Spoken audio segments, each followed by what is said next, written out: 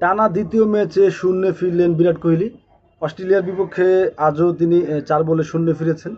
একজন ক্রিকেটারের ক্যারিয়ারে এটা হতেই পারে, তবে বিরাট কোহলিকে যখন চ্যালেঞ্জের মুখে ফেলে দেওয়া হয়েছে, অর্থাৎ পারফর্ম করতে পারলে ২৭ বিশ্বকাপে খেলতে পারবেন, অন্যথায় বাদ পড়ে যেতে পারেন, তখন এই বিষয়টা কিন্তু আসলে হতাশার।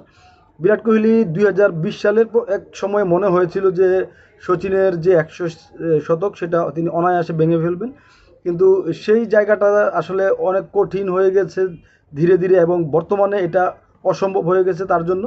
কিন্তু বিরাট কোহলির সামনে এই সুযোগটা থাকতো যদি তাকে আসলে জাতীয় দল থেকে বাদ দেওয়ার বা তাকে নিয়ে প্ল্যান যে প্রোগ্রাম সেগুলোতে যদি ব্যত্যয় না ঘটতো। ৩৭ বছর সম্পূর্ণ হয়নি এখনও কোহলির। ৪০ বছর পর্যন্ত যদি খেলতে পারতো কোহলির মতো, অন্তত টেস্ট ওয়ানডে দুইটা ফর্মেটে খেলতে পারলে তার দ্বারা কিন্তু আর ১৯-২০টা সেঞ্চুরি অবশ্যই পসিবল ছিল।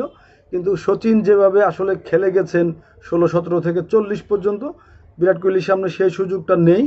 বর্তমান ভারতীয় দল এবং ম্যানেজমেন্ট তাকে সেই সুযোগটা দিচ্ছে না।